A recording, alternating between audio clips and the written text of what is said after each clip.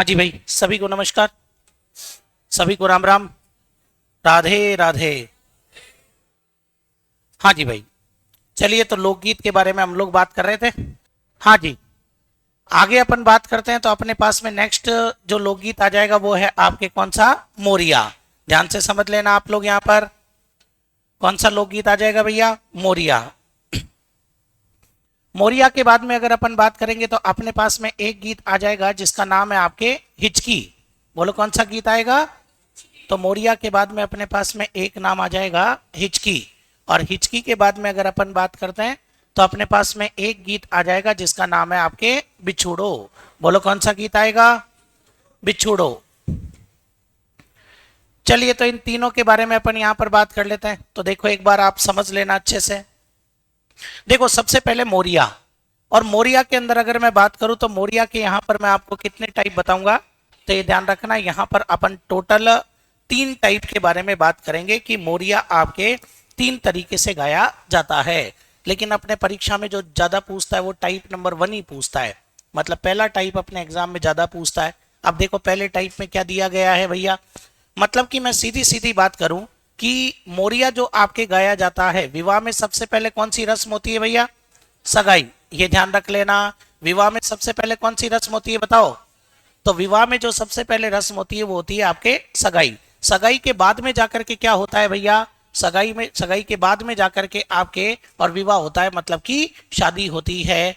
मतलब इस गीत के अंदर सीधी सी बात यह है कि सगाई के तो बाद में, लेकिन शादी से पहले ये जो बीच का टाइम पीरियड आप यहां पर देख रहे हैं, तो यहां पर आपके जो गीत गाया जाएगा वो गीत कौन सा गाया जाएगा भैया? मोरिया। आई बात समझ में? मतलब कि मैं कह सकता हूं कि लड़की की सगाई तो कर दी, सगाई तो कर दी, लेकिन शादी होने में अभी विलंब है। शादी नहीं करी है। बोले शादी साहब एक बार, और बोले साहब थर्ड ग्रेड की वैकेंसी आ गई, थर्ड ग्रेड का एग्जाम हो जाए फिर लड़का शादी करेगा साहब। तो ऐसी स्थिति में क्या करेंगे भैया? ये जो 8-9 महीने का टाइम है इसमें क्या करेंगे? मोरिया गाएंगे भाई। तो ये ध्यान रखना, मोरिया ऐसी लड़की द्वारा गाया जाता है जिसकी सगाई तो हो गई लेकिन शादी होने में अभी विलंब है। आई बात समझ में? गाती कौन है? लड़की गाती है, ध्यान रखना, लड़के नहीं गाते हैं। चलिए साहब, तो ये जरूर याद रख लेना। अपने 4 महीने देवता सो जाते हैं ना, उस बीच में मोरिया ज्यादा चलता है। देवता सोने से पहले अपने क्या कर देते हैं? सगाइयां तो हो जाती है लेकिन ब्याह नहीं होते। ब्याह तो वही आपके अक्टूबर नवंबर में जाके होंगे। तो 4 महीने क्या करें? मोरिया गाओ भैया, और तो क्या कर सकते हैं। समझ गए मेरी बात को? तो ये चीज याद रख लेना। तो ऐसी लड़की जिसकी सगाई तो हो गई लेकिन शादी होने में विलंब है, बताओ कौन सा गीत गाएगी? आई बात समझ में? मतलब वो सीधा प्रश्न भी दे सकता है आपको लिख करके, शादी होने में विलंब या देर होने पर, शादी होने में विलंब या देर होने पर बताओ कौन सा गीत गाया जाएगा? तो वो आपके मोरिया गीत गाया जाएगा। समझ गए क्या मेरी बात को यहां पर?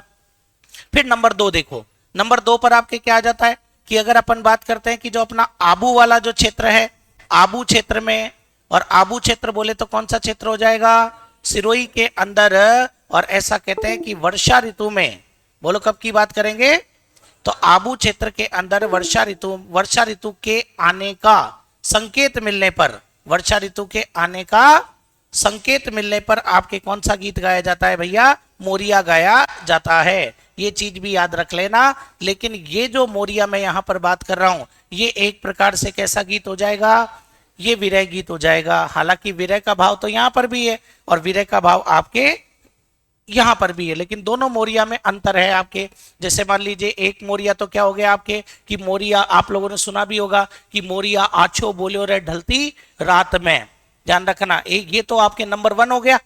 आई बात समझ में कि लड़की को बड़ी मुश्किल से जाकर के नींद आई और गांव में साहब मोर बोलने लगे, तो लड़की उठ करके गीत गाने लग गई कि मोरिया आछो बोलो रे ढलती रात में, मारा हिवड़ा में चलगी कटार मोरिया।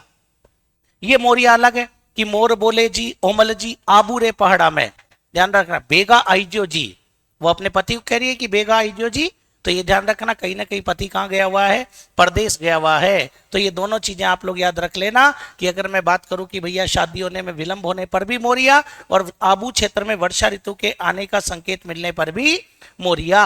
और तीसरे नंबर पर इधर देखो आप लोग एक और बात। तीसरे नंबर पर अगर मैं बात करूं कि सिरोही में एक जनजाति निवास करती है, बोलो कौन सी जनजाति? और ये जो गरासिया जनजाति है, ये गरासिया जनजाति द्वारा विवाह पर कौन सा गीत गाया जाता है?